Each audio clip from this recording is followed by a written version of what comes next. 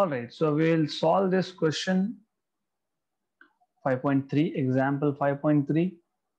So three particles A, B, and C, each of mass m, are kept along a straight line with AB equal to BC equal to L. Okay. A fourth particle D is kept on the perpendicular bisector at a distance L from B. Determine the gravitational force on D. तो कैसे करेंगे? सबसे पहले what we will do is हम एक straight line draw कर लेते हैं. This is that straight line. Let us say इस पे 3 पॉइंट्स मार्क कर लेते हैं. तो A, B और C इन तीनों पे M M M मास रखा है. A, B and let's say C. So you have A point here, B here and C here. तीनों पे M M और M मास है. फिर fourth particle D is kept on the perpendicular bisector of AC.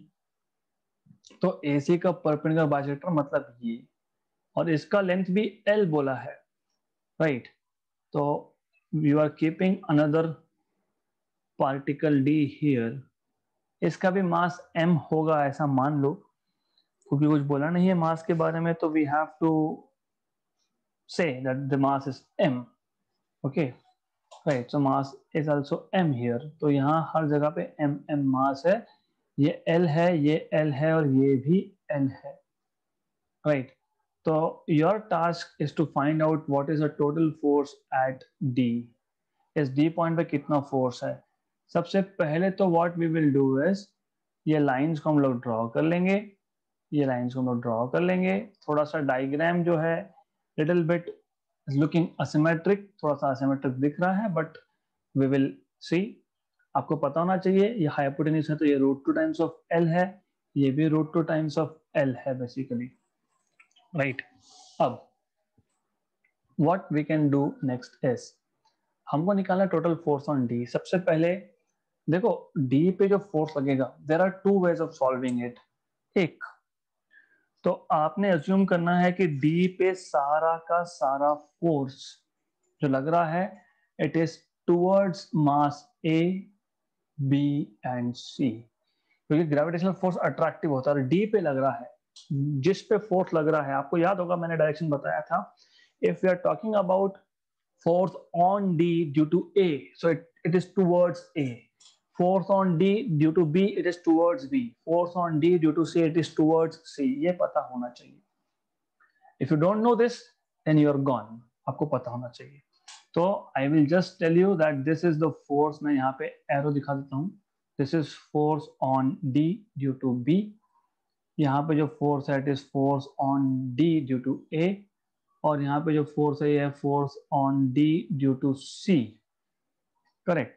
आपको पता होना चाहिए कि हम लोग force on D due to C और force on D due to A को हम लोग कंपोनेंट्स में डिवाइड कर सकते हैं.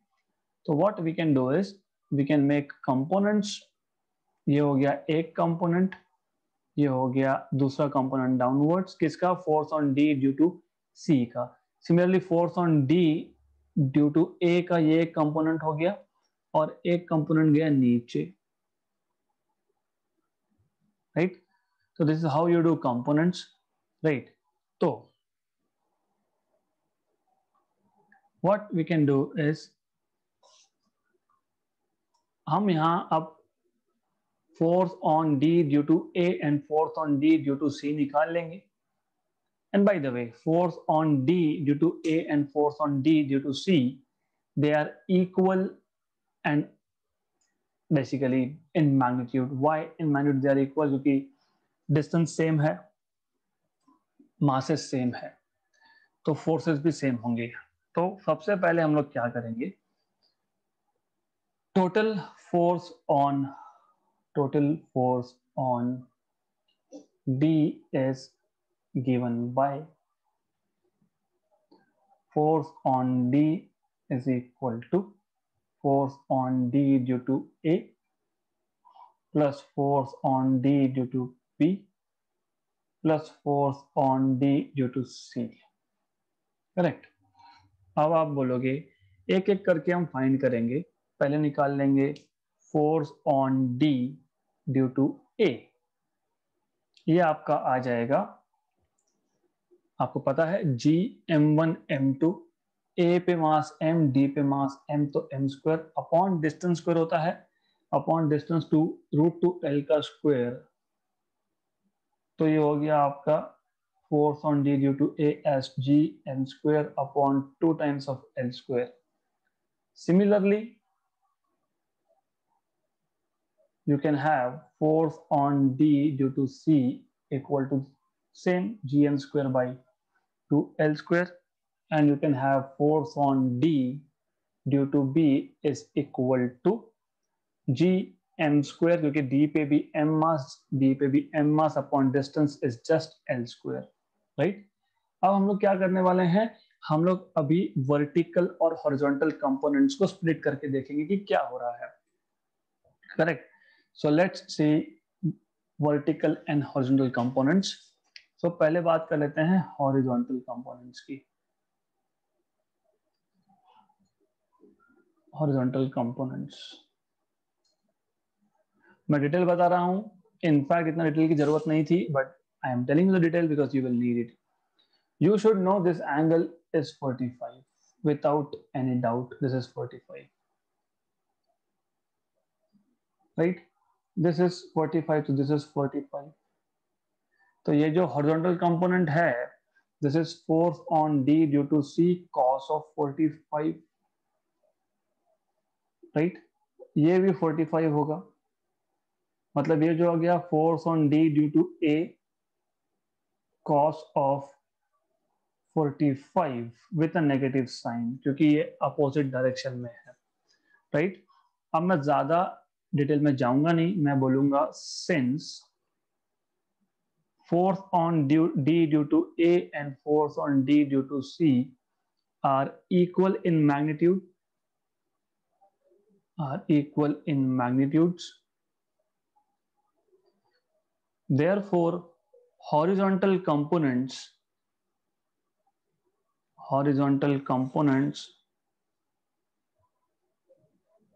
किसके हॉरिजॉन्टल कंपोनेंट्स, इन दोनों के horizontal components of FDA which is minus FDA cos 45 and FDC cancel out, that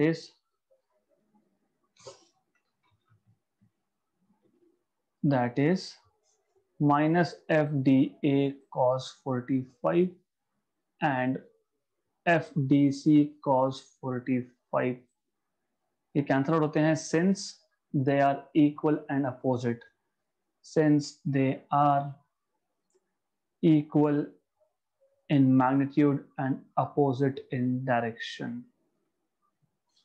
right? तो अब बचा वर्टिकल कंपोनेंट्स, हॉरिजॉन्टल तो कैंसिल हो गए, तो वर्टिकल कंपोनेंट्स देखते हैं। वर्टिकल कंपोनेंट्स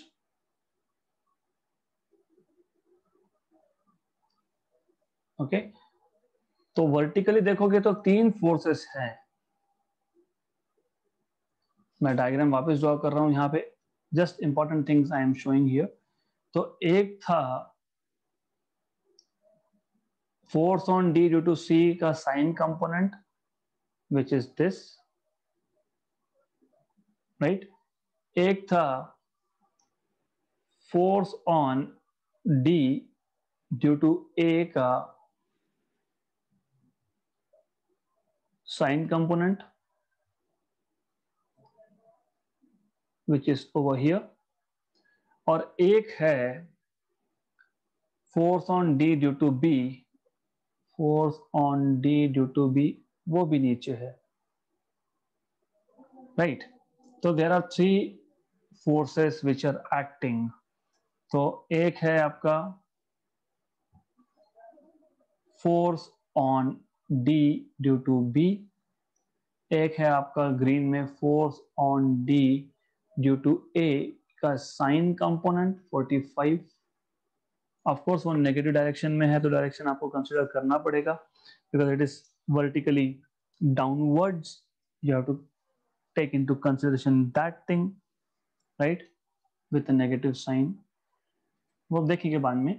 फिर एक है force on D due to B का साइन कंपोनेंट, और ये भी वर्टिकली डाउनवर्ड्स है. तो देखो ऐसा है कि अगर आपको वेक्टर में निकालना है तो you have to write down a negative sign. Okay, if not then you just have to solve it, है ना. फिर हमको देखते हैं what we can do here is.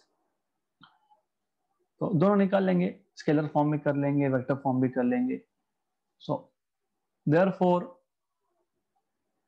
Total force on D is only due to its vertical components, is only due to vertical components of forces, vertical components of forces. Therefore total force on D is equal to, क्या क्या force था, F D A sine 45 minus F D A sine 45 J cap minus F D C sine 45 J cap and minus F D B, क्योंकि इसका कोई component नहीं है, F D B तो पूरा ही डाउनवर्ड डायरेक्शन में है. तो right, so you can have, क्योंकि FDA और FDC, if you remember, FDA and FDC they are equal and opposite in equal in magnitude, opposite in direction. तो मैं लिख सकता हूँ minus 2 times of FDA sin 45, और ये भी J cap लिखूंगा of course, J cap minus FDB J cap.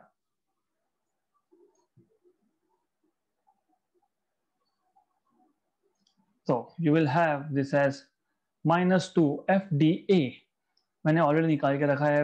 FDA FDC is GM square by 2L square, 2 नहीं, GM square by 2L square J cap, और sin 45 is 1 by root 2 J cap minus FDB भी आपने find किया है. if you remember, FDB is GM square by L square, GM square by L square J cap. ये 2 और ये 2 गया, जो जो कॉमन निकालता है वो कॉमन निकाल लो. Minus GM square by L square common निकल गया. ऑफ कोर्स J cap भी कॉमन निकलेगा. पहले में बचा 1 by root 2, दूसरे में बचा +1 J cap. तो ये हो गया total force on D in vector notation. तो GM square by L square common निकला, पहले के लिए बचा 1 by root 2 और दूसरे के लिए बचा सिर्फ 1. तो this is the total force on D, right. अगर आपको मैग्नीट्यूड चाहिए होगा तो you can just write down magnitude wise, you can just write down GM square by L square 1 by root 2 plus 1. Simple है. तो मैं वापस समझाता हूं कि व्हाट वी हैव डन. हमने क्या किया है, हमारे पास एक लाइन थी, ए पे, बी पे और सी पे M और M मास रखा है, और AC लाइन इसमें AB L है और BC L है, तो B हो गया मिड पॉइंट, और B के ऊपर L डिस्टेंस पे परपेंडिकुलर बाइसेक्टर पे और एक पॉइंट है D, वहां पे भी M मास रखा गया है, right. So if that is the case, आपको पूछा है what is the total force on D due to A, B and C. तो A और B, and if you see the geometry, तो आपको समझेगा कि ये दो एंगल DAB और DCB 45 डिग्रीज है. तो force on D due to A, इसके दो कंपोनेंट हो गए, FDA sin 45 जो नीचे है और FDA cos 45 जो नेगेटिव एक्स में है. सिमिलरली FDC के दो कंपोनेंट हो गया, FDC sin 45 which is negative direction, FDC cos 45 which is in positive x direction. तो horizontal components जो होंगे FDC cos 45 and FDA cos 45 they will cancel out because FDA and FDC they are equal and opposite, क्योंकि masses same, distance same, gravitational force same, तो cancel out हो गया. मतलब horizontal direction में D पे कोई फोर्स ही नहीं है, सारा फोर्स नीचे की तरफ, तीन कंपोनेंट्स, तीन फोर्सेस, एक F D C sine 45 with negative, F D A sine 45 with negative and F D B with negative again. तो तीनों वर्टिकल डायरेक्शन में होंगे। तो हमने बस फोर्सेस की वैल्यूज डाली है, साइन 45 की वैल्यू डाली है and we have solved it. So this is how you can solve this particular question. Interesting question था and it is of the level of JW and NEET. तो बहुत simple question है and interesting भी है। Books to books very करता है, मैंने यहाँ पे वेक्टर नोटेशन में लिया है, मैं स्केलर में भी कर सकता था, स्केलर में मैं डायरेक्शन देखता ही नहीं, मैं बोलता ठीक है what you can do in scalar form. आपसे बोल सकते हो कि हॉरिजॉन्टल कंपोनेंट्स कैंसिल हो गए तो टोटल फोर्स आया एफ डी ए साइन 45 से और आया एफ डी सी साइन 45 से और आया एफ डी बी से।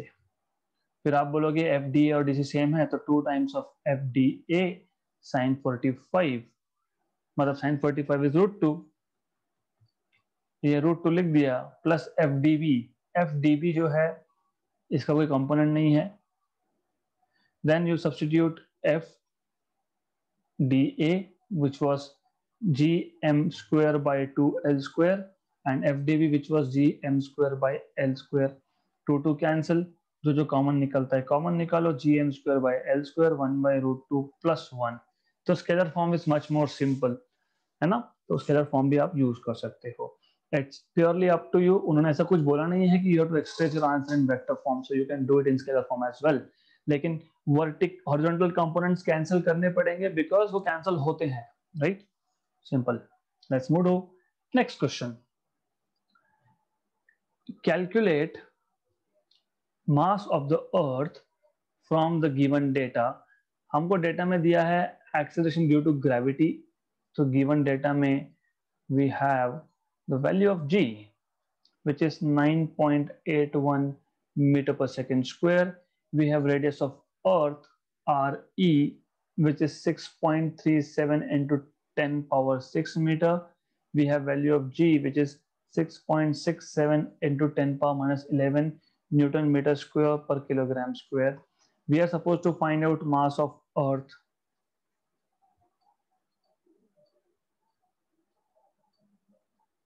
Formula you will be using for small g, that is आपको याद होना चाहिए, मैंने आपको बताया था acceleration due to gravity on the surface of earth is g mass of earth upon radius of earth का स्क्वायर।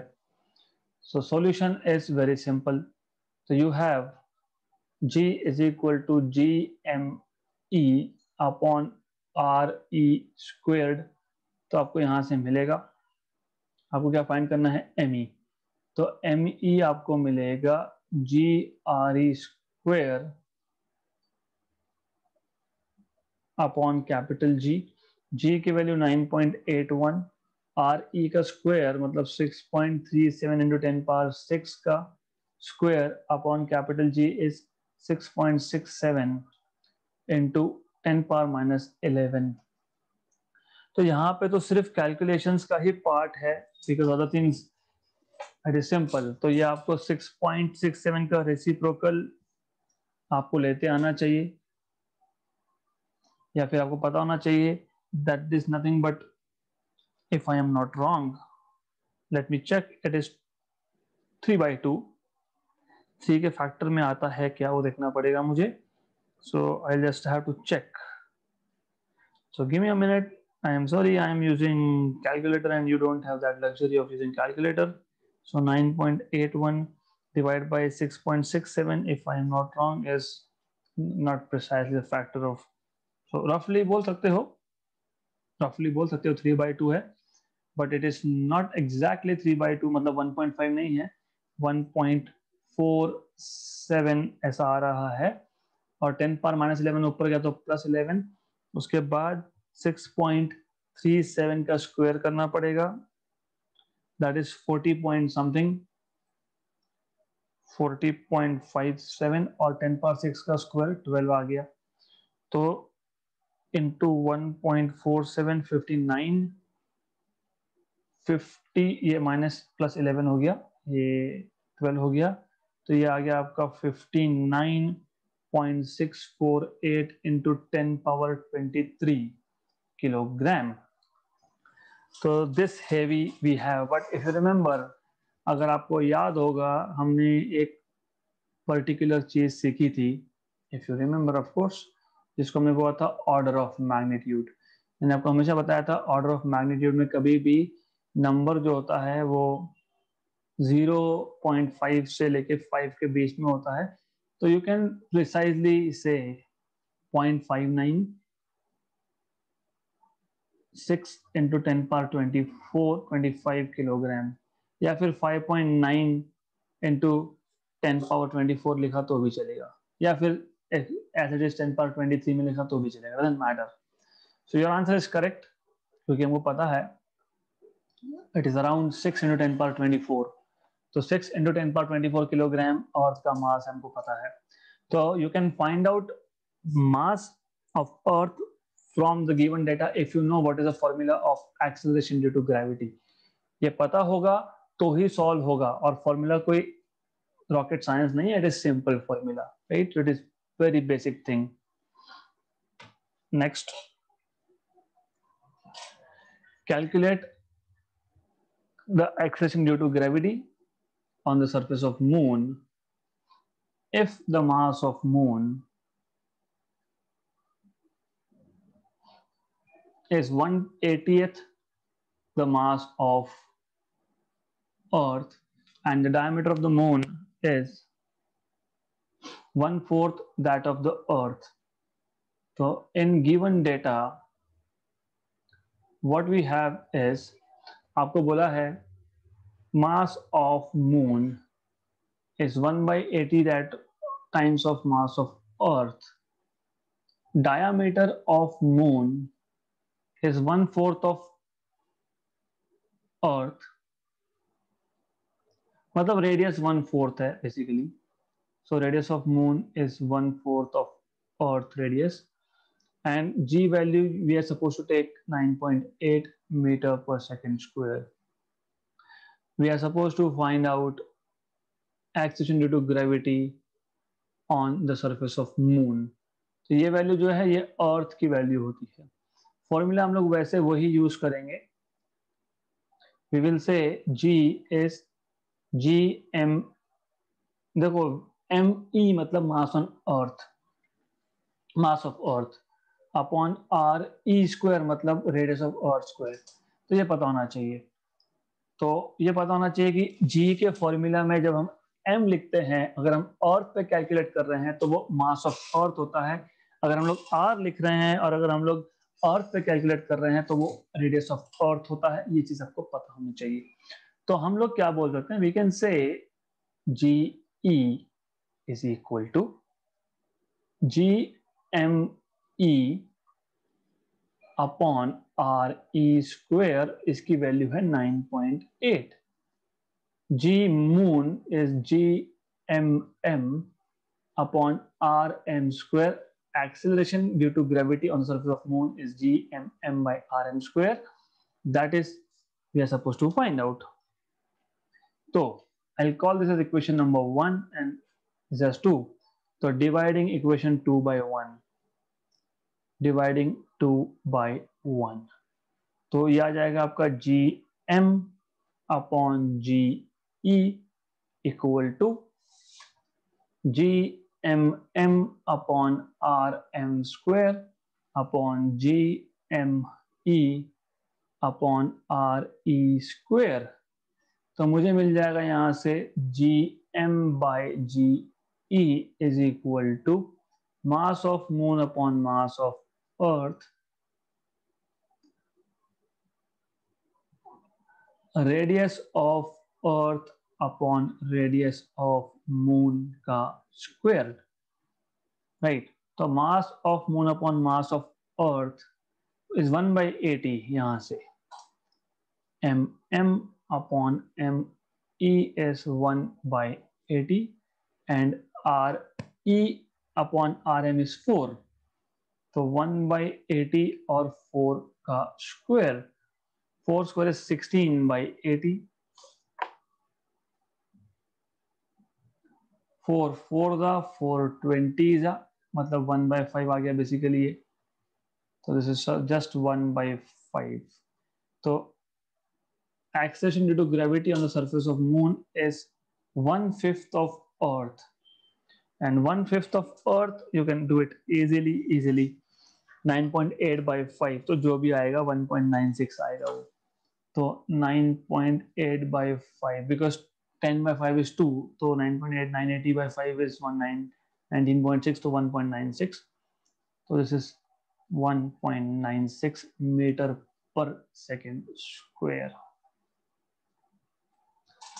राइट, तो इस टाइप के क्वेश्चंस में आपको सिर्फ ये पता होना चाहिए कि acceleration due to gravity on any satellite, on any planet, on any object is capital G, mass of that planet or satellite or object upon radius of that planet or object का square. तो हमने acceleration due to gravity on the surface of earth निकाल लिया G me by re square, और gm on the surface of moon निकाल लिया G mm by rm square. दोनों को डिवाइड कर दिया and we have just done required calculations and nothing else. Next.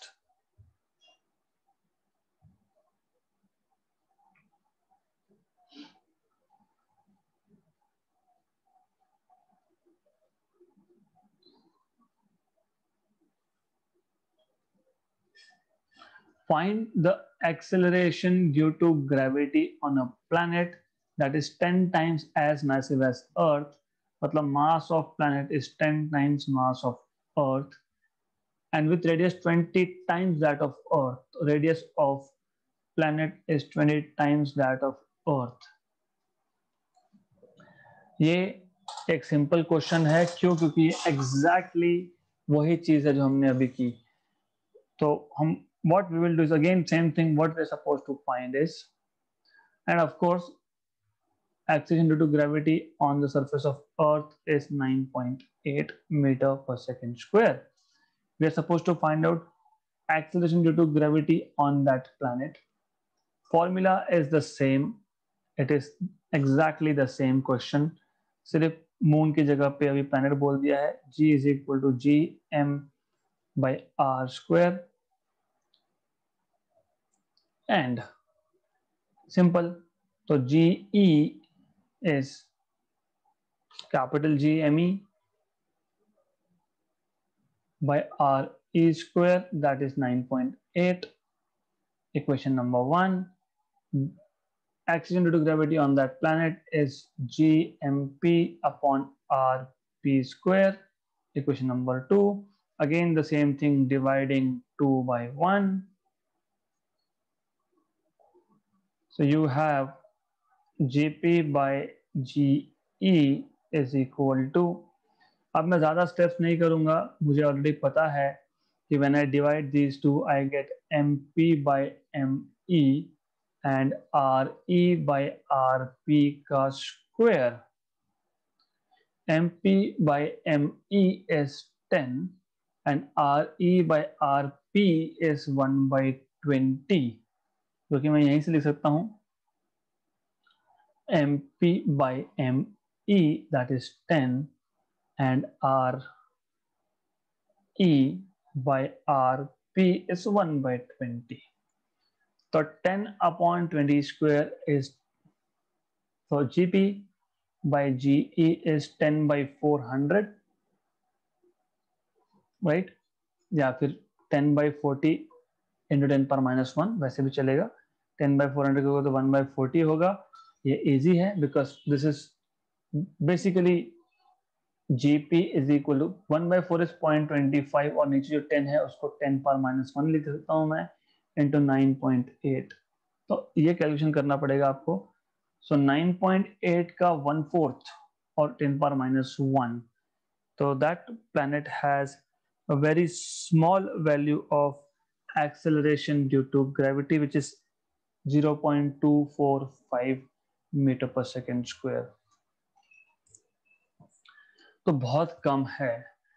इसका मतलब वहां पे कोई भी गया तो वेट बहुत कम फील होगा, क्योंकि वेट क्या होता है m into g. तो उस planet पे the weight of that particular person will be very less when compared to Earth. Okay, right? तो questions were very simple, बहुत easy था.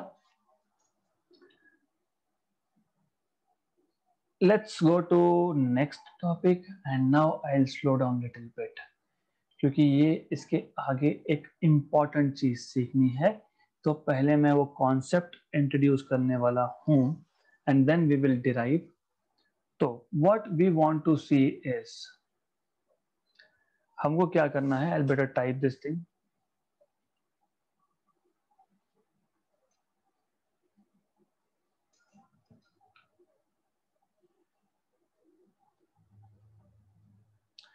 I'll just put title of the topic first and then we'll see exactly what we are supposed to learn.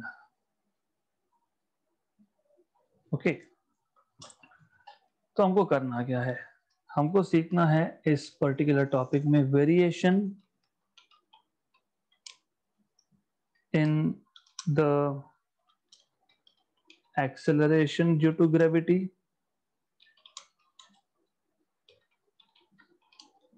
with altitude, just a minute, acceleration due to gravity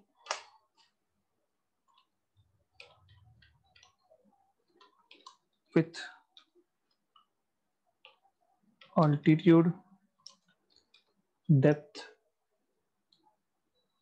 and shape बोल सकते हो, latitude भी है तो we will see with latitude and shape.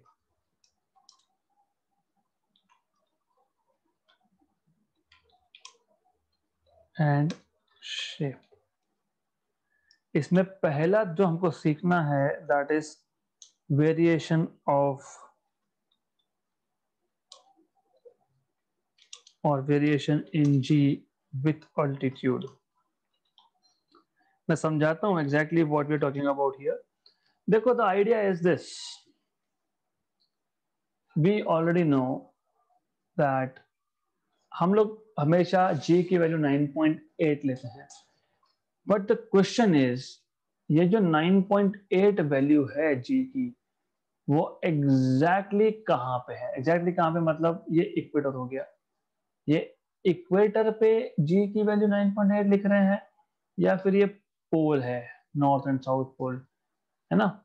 या फिर हम लोग नॉर्थ पोल या साउथ पोल पे वैल्यू G की 9.8 बोल रहे हैं, राइट? तो पहला क्वेश्चन ये है. दूसरा क्वेश्चन ये है, ये G की value on the surface of अर्थ है क्या 9.8? यस. अगर अर्थ के सरफेस पे वैल्यू 9.8 है G की वैल्यू, फिर अगर मैं अर्थ से ऊपर जा रहा हूं, मतलब at an altitude, at an height, so variation in G with altitude मतलब variation in the value of G with height. अगर हम अर्थ के सरफेस से ऊपर जा रहे हैं तो क्या होगा? अगर हम लोग अर्थ के अंदर जा रहे हैं तो क्या होगा? अगर हम लोग अर्थ पे ही कहीं घूम रहे हैं फ्रॉम इक्वेटर टू पोल तो वैल्यू क्या होगी? और अगर हमने अर्थ का शेप ही चेंज कर दिया तो वैल्यू क्या होगी?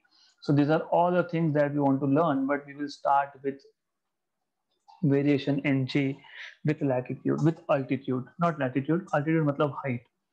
तो सबसे पहले आपको ये पता होना चाहिए, the notations that I will be using, you have to strictly know this notation. आपको ये पता होना चाहिए कि अगर हम अर्थ की सरफेस पे है, हम मतलब कोई भी ऑब्जेक्ट अगर अर्थ की सरफेस पे है, सपोज समवेयर हियर, तो वो सेंटर से आर डिस्टेंस पे है. तो you should know this. If any object is there on the surface of earth, that means it is at a distance of r. Okay, and if any object is at height h, so let me just explain you the notation all over again, क्योंकि मैं अभी लिखते भी जाऊंगा. This is r और यहां से आप अर्थ के सरफेस से हाइट मेजर करते हो. So you need to remember that we always measure height of an object from the surface of earth. तो ये जो डिस्टेंस है आपका अर्थ के सेंटर से तो उस पॉइंट हाइट तक, इसको मैं हमेशा small r that is capital R plus h लिखने वाला हूं, क्योंकि सरफेस तक डिस्टेंस हो गया आपका कैपिटल R और सरफेस के ऊपर हो गया h. तो you need to know this things, you have to understand this things always. Small r मतलब object need not to be always on the surface of earth. अगर ऑब्जेक्ट सरफेस ऑफ अर्थ पे है तो small r की value automatically capital R बन जाएगी, क्योंकि h उस केस में 0 होगा. नोटेशन पता होने चाहिए. नोटेशन नहीं पता तो ये टॉपिक समझेगा नहीं, इनफैक्ट कंफ्यूजन क्रिएट होगा आपको. Then right, what do we know is acceleration due to gravity g on the surface of earth is gm by r square, and acceleration due to gravity at a height h is gm by small r square. मैंने ये पहले भी बताया था आपको. okay, small r square. if you don't understand this, एक simple सी चीज है, आप खुद अर्थ पे बैठे हो और आपके पास वेट है, फिर मैंने पूछा वेट कहां से आया, तो आप खुद ही बोलते हो ग्रेविटेशनल फोर्स. तो आप बोलते हो हमारे पास वेट है क्योंकि ग्रेविटेशनल फोर्स हम पे एक्ट हो रहा है. Correct, you are right. What is weight? mg. What is gravitational force? g, mass of earth, your mass upon distance, your distance on the centre of earth, that is r square. तो mm cancel, मिल गया क्या? g equal to gm by r square. Yes. If I ask you a question, right, कि aeroplane में, aeroplane which is at a height h from the surface of earth, यहाँ पे कोई passenger बैठा है, उसका वेट कितना? फिर आप बोलोगे ये इसका वेट भी तो फिर अर्थ की ग्रेविटी की वजह से ही होगा. फिर आप बोलोगे वेट मतलब weight of that passenger mg, but g at height h is equal to gravitational force gmm upon small r square, where small r is capital R plus h. फिर ये भी आप कैंसिल आउट कर दोगे. फिर what is acceleration due to gravity at height h is gm mass of earth upon distance from the center of earth का square. तो if you forget, you just have to understand कि ये g के equation कहां से आ रहे हैं. They are coming from weight equal to gravitational force. Right. Well, तो ये आपके पास दो इक्वेशन बन गए. You already know that small r is capital R plus h square. तो हमको क्या करना है? हमको इन दोनों इक्वेशन को डिवाइड करना है, क्योंकि मुझे क्या चाहिए? मुझे ये देखना है how the value of g is varying. जैसे मैं अर्थ की सरफेस से ऊपर जा रहा हूं तो वैल्यू में चेंज हो रहा है. चेंज कैसा हो रहा है? बढ़ रहा है, कम हो रहा है, वो देखेंगे हम लोग. तो I just divide these two equations. तो मुझे मिलेगा gm by r square which is capital R plus h square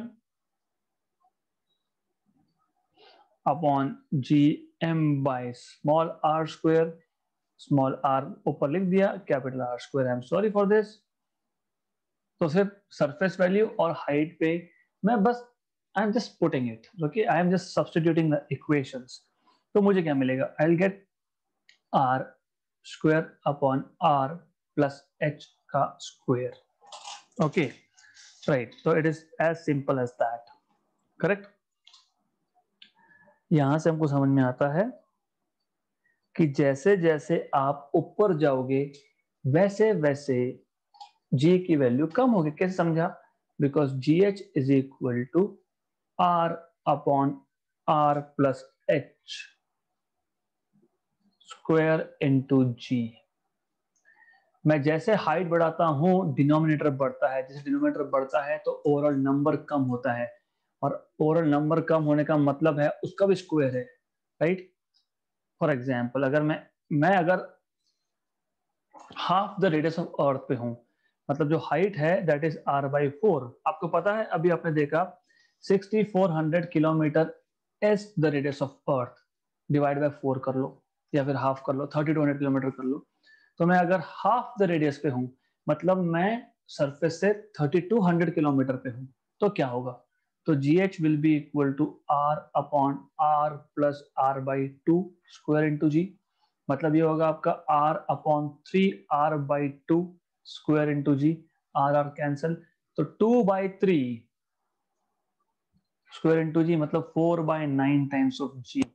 तो 4/9 टाइम्स ऑफ जी मतलब वैल्यू जो है वो कम हो गई, 4/9 हो गई, है ना? राइट। तो what we can say is from this particular equation GH equal to R upon R plus H square into G, we can say that this equation shows that acceleration due to gravity goes on decreasing with increase in altitude of the body from the surface of the earth. Okay, now what we can do is हम लोग इस equation को थोड़ा सा modify कर देते हैं। कैसे? हम लोग क्या करेंगे, हम लोग ये आर स्क्वायर है, नीचे आर स्क्वायर को कॉमन निकाल लेंगे तो 1 प्लस एच बाई आर का स्क्वायर हो जाएगा। तो from this step I am going here. Okay, so what I have done is just taken out r square common from the denominator, that's it, and I can cancel out, मैंने इन दोनों cancel out कर दिया, and then I can write down gh equal to 1 plus h by r raised to -2, क्योंकि denominator से उसको ऊपर ले गया न्यूमरेटर में। This is where mathematics comes into picture, क्योंकि आपको बाइनोमियल एक्सपेंशन आपने सीखा होगा, which is a plus b raise to n या फिर -n, ये आपने सीखा होगा। तो a plus b raise to n सीखा है तो भी ठीक है, you write it down like a raise to n b raise to 0 plus लिखा होगा ना nc1, है ना, combination a raised to n minus 1 b raised to 1 plus nc2 a raised to n minus 2 b raised to 2। Maths में नहीं सीखा, doesn't matter, because I am going to tell you a trick. मैं कुछ trick बताऊंगा that will be sufficient for you to remember. तो basically बात ऐसी है, अगर आपके पास h बाय आर की वैल्यू बहुत कम है, ये याद रखना, क्योंकि JEE नीट में गलती करते हैं बच्चे। क्यों? क्योंकि उनको ये समझ में नहीं आता कि मैं ये इक्वेशन नंबर 1 कब यूज करूं और जो अगला डिराइव करेंगे वो कब यूज करूं। मैं आपको बता देता हूं, बट आफ्टर कंप्लीटिंग दिस, अगर h बाय आर की वैल्यू जो है वो बहुत बहुत कम है 1 से, मतलब it means what it means, it means h is very very less than radius of earth, which means for example आपको पता है रेडियस ऑफ अर्थ 6400 किलोमीटर है, राइट? मैं बोल रहा हूँ what is the exchange due to gravity at 64 kilometre या फिर 6.4 किलोमीटर, है ना? h की वैल्यू 6.4 किलोमीटर, रेडियस की वैल्यू 6400 किलोमीटर, मतलब h is very very less then r। इसका मतलब h by r is very very less than 1। तो इस केस में होता क्या है, जब आप बाइनोमियली एक्सपैंड करने जाते हो, मतलब a plus b raise to n का फॉर्मूला लगाते हो, हमको पूरा फॉर्मूला पता होने की जरूरत इस स्टेज पे नहीं है, राइट? तो जब हम वो फॉर्मूला अप्लाई करते हैं हमको मिलता है 1, और ये जो इंडेक्स है, इंडेक्स -2, वो आके मल्टीप्लाई होता है and you have 2h by r, then you have any other term h by r का स्क्वायर, h बाई आर का cube and so on so forth. लेकिन जब h बाई आर की वैल्यू ही 1 से बहुत कम है, for example h by r की वैल्यू मैं लिखता हूं 0.001, मतलब 10 पर -3, तो h बाई आर की वैल्यू अगर 10 पर -2 या -3 है, -2 मान लो, उसका स्क्वायर मतलब 10 पर -4, उसका रेज टू 3 मतलब 10 पर -6, मतलब h बाई आर अगर कम है तो h बाई आर का स्क्वायर, उसका क्यूब, उसके हायर ऑर्डर जो होते हैं वो निग्लिजिबल होते हैं, यू कैन इजीली निग्लेक्ट दोस, तो निग्लेक्ट कर सकते हो। तो मेरे पास अल्टीमेटली क्या बचा, मेरे पास बचा 1 - 2h बाई आर, मतलब सिर्फ ये जो इंडेक्स है -2 उसको मैंने सेकेंड टर्म से मल्टीप्लाई कर दिया. This is a trick of remembering into G. Excellent. अब आपको ये पता होना चाहिए कि इक्वेशन नंबर 1 और इक्वेशन नंबर 2 कब यूज करोगे. इक्वेशन 1 आप कब यूज कर सकते हो, जब h की वैल्यू और r की वैल्यू कंपैरेबल हो. टू बी वेरी प्रिसाइज, जब h की वैल्यू r/10 तक हो. मतलब अगर radius of earth is 6400 kilometres और हाइट आपको बोला है 640, तब तक आप इक्वेशन नंबर 1 यूज कर सकते हो to find out acceleration due to gravity at that point, at that height. अगर h की वैल्यू r/10 से भी कम है, मतलब for example 64 kilometre, that is, है ना, h की वैल्यू 64, r की वैल्यू 6400, मतलब 1/100. तो इन दिस सर्कमस्टांसेस आपको इक्वेशन नंबर 2 यूज करना है, क्योंकि दोनों फॉर्मूला 1 और फॉर्मूला 2 से वैल्यू अलग अलग आती है. क्यों? क्योंकि हम यहाँ पे बाइनोमियल एक्सपेंशन का एक special case under the assumption height is very very less than r, ये केस हम लोग लेके चल रहे थे. इसलिए you have to be very very careful while using this formulas, right. मैं वापस समझा देता हूं हमने क्या किया है. हमको पता है सरफेस पे जी की वैल्यू, सरफेस पे r will be radius of अर्थ, क्योंकि हम लोग डिस्टेंस हमेशा सेंटर ऑफ अर्थ से मेजर करते हैं. हाइट पे g की वैल्यू gh है, which is gm upon r plus h square, where r plus h is small r. इन दोनों को डिवाइड कर दिया, इक्वेशन नंबर 1 मिला. इक्वेशन नंबर 1 कब तक यूज कर सकते हो, जब height is comparable to radius of earth, मतलब अराउंड रफली r/10 तक. r/10 से कम हुआ, फिर हमने क्या किया, डिनोमिनेटर से r स्क्वायर कॉमन निकाल लिया, न्यूमरेटर डिनोमिनेटर से r स्क्वायर को कैंसिल कर दिया, सिंप्लीफाई किया, हमको मिला 1 plus H by R raise to -2 times of ji.